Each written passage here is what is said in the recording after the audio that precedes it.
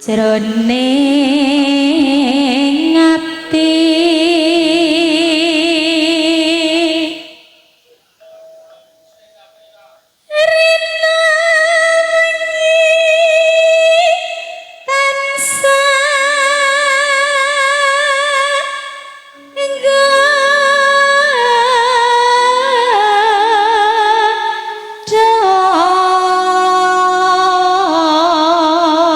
diaturke fan SGI kaya dene penjarane Pak Samidi sing sangka Kawedisan wonten Bapak Mujianto wau nggih ngersakne lagu Memanik ugi Bapak Tejo Bapak Mujianto kepala sekolah ya ing Ploso Klaten rawuh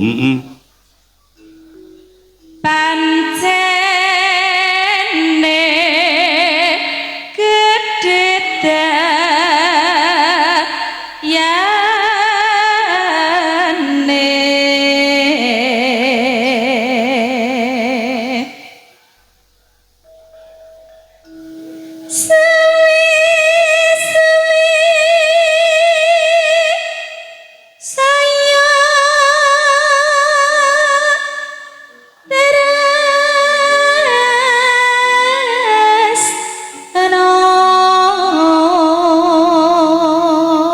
supaya saya tresna tumanduk marang temantene ora kok saya renggang ning akhir puput jaman semakin tresna ya kaya ngono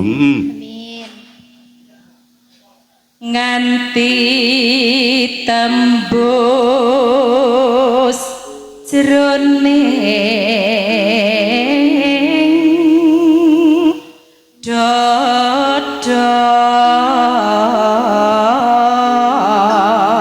kantor Mas Pitanto rawuh ugi Bapak Sutomo sing sangka tanggal 20 iki awake dhewe sowan rono saben bengi ora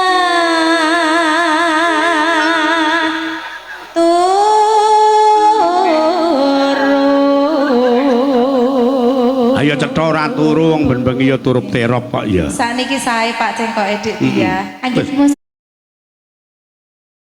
sampean ngerti ra sapa sing marayaku? Sapa? Lilis. Lilis. Alah ya ampun. Berarti gurune luwih apik Cengkoke. Sapa? Lilis, Pak. Wong cemblek kok apik. Dangdut. Kelingan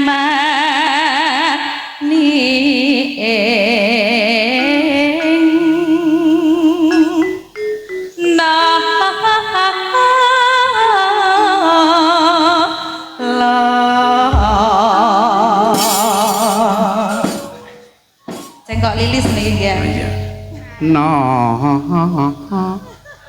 Aja. Yo, kaya ngapa diaturke? Saya tresna kanggo temanten telung jodoh dados. Kaya wong moyo saben bengi kamu rayo terana trene tansah nganti kaya wong kanggo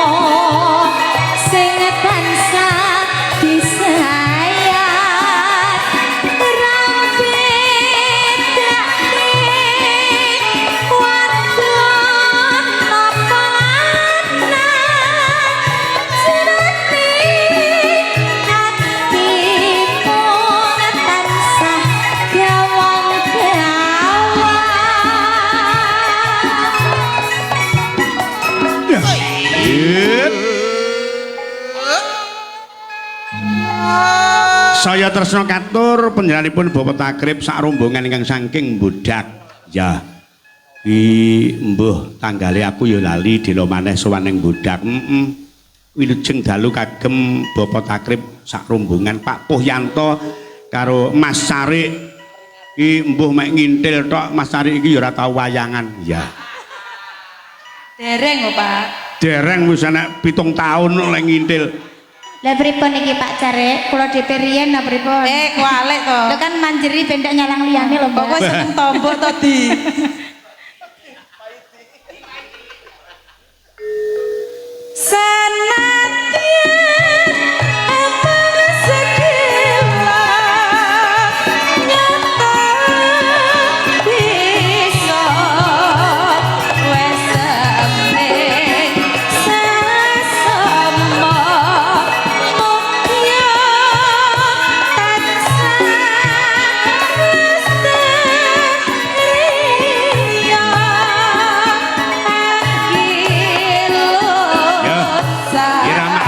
Mas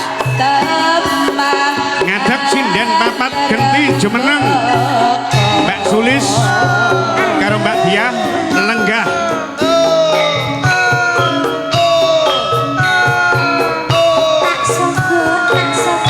Mbak Diah Mbak Pipit Mbak Sulis kur